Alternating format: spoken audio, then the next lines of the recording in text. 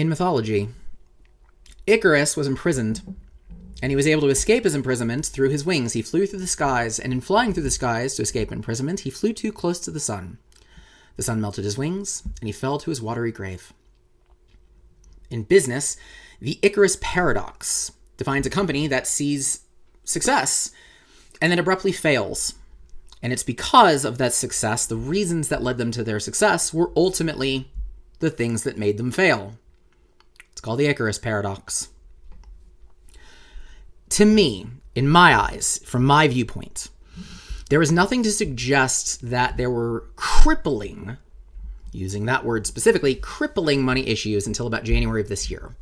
I knew that we were low. I knew we weren't exactly we weren't rolling in it for sure. I knew that. We had Jalaura 2nd edition print run number 2. That was a pretty big print run. We had Origins Kickstarter, naturally, we had to pay for that. And then Origins Retail, we had to pay for that. Those are some pretty big costs. Those take a lot. $300,000 from a Kickstarter, $200,000 after fees and whatnot. Maybe, I don't know. That only goes so far. That only takes you so far. But I was still under the impression, if that stuff was paid for through a Kickstarter, then any sales of that would essentially be something along the lines of cash positive. And the fact of the matter is that J2 and P2 and Origins Retail, it wasn't selling, terribly well. I mentioned we fluctuated between a couple hundred and a couple thousand every week of new business, but we weren't killing it. We really weren't killing it. And we definitely didn't in 2022, which is why we shifted much more over to that B2B strategy in 2023 to try to kind of course correct from stuff that wasn't quite working. And that was finding some things out was a big surprise. And we're going to get to that a little bit later. But we had some crippling things that were surprises. The other issue, and one of the other things that was a surprise, and this is something I didn't get until after the announcement was made, was I got a chance to take a look at the sales projections. Sales projection sheets, by the way, if you're not familiar, if you don't do business things, it's a way for you to kind of gauge realistically being the key word, what you're able to do in future quarters based off of what you're projecting sales to be. And those projections often come from, they come from history, they come from LY last year, they come from kind of what you know about your current process and what you have in the pipeline, all those things. They come from some sense of reality. I got a chance to take a look at sales projections and projections of things, growth projections, that apparently was a document in 2021, and I wish I had it in front of me, so I'm going to say this is off of memory of it existing, but I don't remember the numbers. And I don't have it because I'm not in the Slack anymore. It would have shared with me. And it was wild. I also probably shouldn't share those anyway because, again, the numbers aren't really going to matter. However, there was definitely a vibe of Kickstarter will sell itself. And I have yelled about this plenty in temper tantrums and many other things of the idea that Kickstarter is going to sell the product and you're just suddenly going to be able to get in stores as a result. No, that's not a thing. Here we are, though. To be fair to it, we definitely shifted off of it, and there was definitely more of that we got to put in the work. But there was definitely at the time of the Kickstarter beginning, a Kickstarter will sell itself, and kind of the numbers of growth and sales numbers. That they didn't make any freaking sense. Additionally, there was this weird idea that there was going to be YouTube revenue, that the YouTube page was going to spike into the way too many dollars per month for revenue. And it was that's not how YouTube works. There was some, for lack of a better term, delusions of grandeur around the Kickstarter, clearly in 2020 or 2021. And I don't know how far that led down into the hell that we dealt with, but off we went. It probably, if anything, led to kind of some of the reasons that things were printed at the capacities as they were. But there were some delusions of grandeur problems. And this is going to lead to thing to learn number 6. I'm on 6 now. I checked. Number 6, confidence helps build success, but it doesn't create it. I did this in Temper Tantrum too, also, of the business.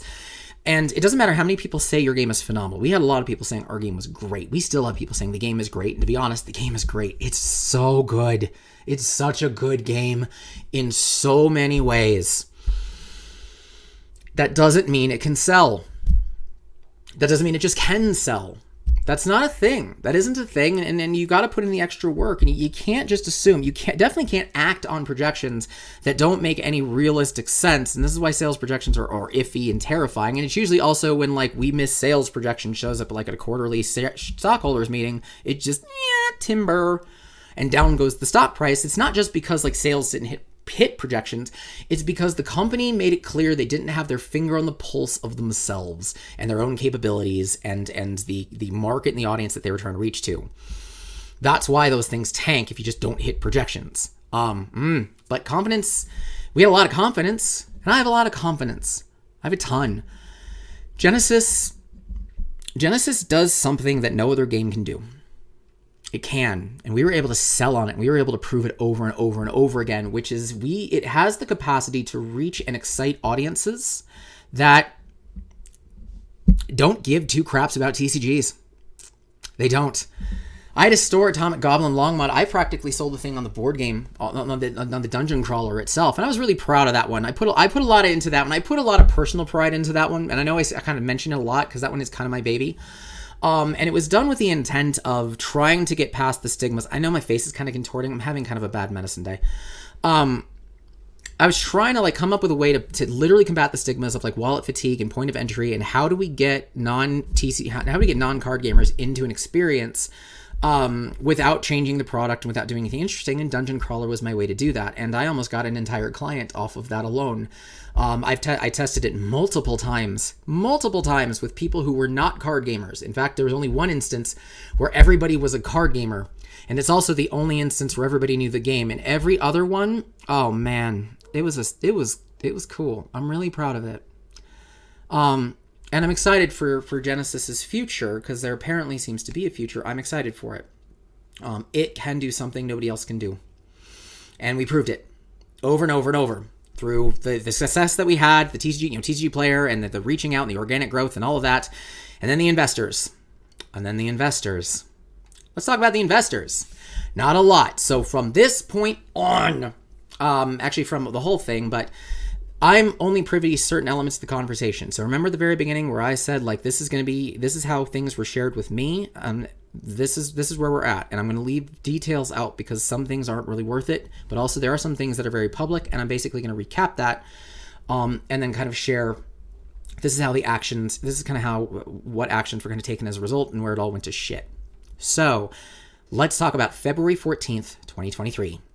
There's an interview that Asa does that gets released on the Booster Pack Network. And side note, the fact that the Booster Pack Network and Rand's phenomenal human being, the fact that he's only got like a little bit over 1,000 subscribers is a goddamn crime. Go to the Booster Pack Network if you have any interest in, like, the business side and, like, really diving into true history and an appreciation for the space that is TCGs.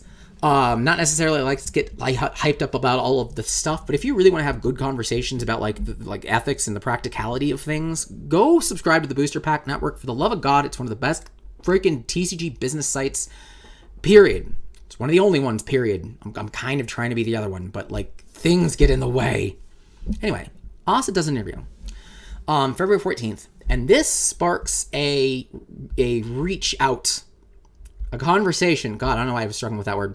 It sparks a conversation with a group of investors. Cited they were impressed with the vision and integrity of Osid. Now, we're going to be real fair to a few things, because I know that there's going to be a lot of things that are going to be like a he fucked up kind of thing. There are a lot of elements to the business plan and the model and the vision and the way that this company approached games and the gaming space that are phenomenal. And it's why I put as much effort as I did. It's why so many people put effort into this and sacrificed a lot. There was a lot good, and it was in the best. It had the best of heart. And Asid created that, and that was great. That was great. But it's also funny. They were impressed with vision and integrity. And suddenly conversations started. And this was probably about mid-February when it was about when I got introduced to the idea that we had investors. And with the crippling money things, and, with like of like, hey, we weren't like going crazy in cash, but there was definitely like a need, especially knowing that we needed like, we needed like 80 to 100 for the invasion print run. So suddenly we have a lifeline, right? Investors are coming in, and there, to my knowledge, there were no actual investors in Haunted Castle Gaming prior, and I don't know if there are any still. We didn't necessarily have like a cash flow from outside outside forces that were truly interested in us. It wasn't a thing. But now we had a lifeline. The lifeline brings with it three key options at the beginning of the conversations. Number one, fund invasion and see how we do for a while. As I said, the invasion print product, oh my god, and I don't have a bias here anymore because I'm kind of done. The invasion product was goddamn phenomenal. And we had to cut it down because of the costs. And what we cut it down to, I think, was better than if we had all the money in the world. Oh my god, I loved how Invasions was going to be. The packs are going to be great. We worked on the collectability thing, and I think we nailed it. Oh man, it was good. And we had out of print things that were going to be in there. It was going to be pretty awesome.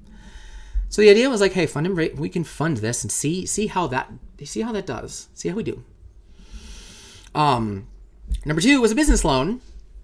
It was a business loan. It was a, hey, we'll fund it and then you pay us back. And then the third one was to just buy us outright. Stick us in an umbrella, buy us outright. Those are the three that we had. Oh, those are pretty cool options. They're pretty cool options. In addition to this comes the second part, which is the staffing question. As a part of this conversation, as it was progressing through, and there was a lot of positivity. And I still very strongly wish that I had a chance to kind of really speak with them and say, here's the vision, here's what we're doing, but on the same token, kind of not, and that's for reasons we're going to get into in just a sec. I really wish that I had, though, because again, I still feel that Genesis is capable of doing something that nobody else can, and the right team and the right circumstances, it will shock the system. And it will do it in a very healthy, very interesting way. That's kind of brilliant. But with this idea, specifically about the buying the company outright, came the question about staffing. Core team's 4 of us. And there was this thought as the conversation was going that there was a strong desire to keep the team, to keep us. And we all wrote job descriptions and offered up salary requests within a range that we were given. We all offered up salary, but within a range, and those ranges were low. They were low. They were way lower than market needed to be. But we also kind of understood, if you're going to buy something that is, we're not swimming in cash. So you're going to buy something that's a risk. There are elements of things try to offset that. And for me, this was great timing. My contract with Etsy ended in middle February. I'm still struggling to find work. To find full-time work. I'm getting a couple little things here and there, but I'm struggling.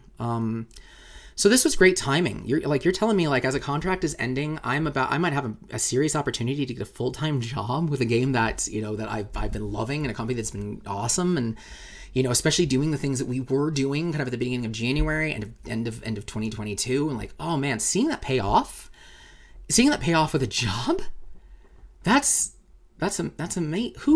Who doesn't want to buy into that? Who doesn't want to buy into that? Right. Around this time, there were other problems, and this is also where I'm going to start sharing some dark things about my own little history here. And I'm going to make it really clear when I'm speculating on data and when I'm not. But with everything that we had, I was really excited about the opportunity, to be able to have a job. In the middle of all this, though, there were some payment problems. Like I said, I knew we weren't cash positive, but there were inklings, there were conversations about the tournament. People who were participating in tournaments. We had a $50,000 circuit, courtesy of a Kickstarter promise. Winners of that tournament weren't getting paid for a while. I learned that randomly in February. I was like, wait, what? And this was kind of when it started to click for me. Like, weird. But again, like I know, sales are gonna help with this. But like a promise from Kickstarter, I would have expected like that money to be set aside. This is 50,000 Canadian, by the way, so not US. But we had a Kickstarter promise of $50,000. Or a $50,000 circuit series, which was like circuits, and then we had like a $15,000 world championship. That was the Days of Beckoning. That was last November. Thing to learn number 7, everybody, on this one. Prize money is not nearly as interesting as you think. It's not as interesting as you think. And I know a couple of people are going to be like, look at this and say like, well, wait a second. You see like $1 million prize pool or 250,000 or, 2 million from, or 2 or 3 million from like MetaZoo. Battle Spirit Saga is like at a 1 or 2 million. My Hero Academia was 250,000. Like, whoa, those are big numbers. Those are big numbers. You would think that brings people out. It does, but not nearly as many as you think. It's just how it works. Most games, and this is something that with Flesh and Blood blew my mind when it was like a weird revelation. But George from May the Zoo Be With You made this statement a while back, and it was brilliant, which is a majority to the nth degree, a majority of a player base and a fan base are not competitive players. I go to an event like the Call, or I go to like a Battle Hardened, or I go to like a pro. If I were to go to like a pro tour, I would go with the expectation of not winning dick nothing. I'm not that good. There are people who spend a lot more time really trying to make that a thing. I go for the fun and the thrill of the experience. And that is more important to me than the rest. And that's more important to a lot of people than the rest. Prize money is a marketing tool. Saying that I'm going to put $3 million into a circuit or $50,000 in the case of Genesis, that's not I'm trying to get people out number, or at least that needs to stop being treated as we're going to try to get people out number. It's a marketing number of this is what we can put. This is just what we have to just burn to have people play the game.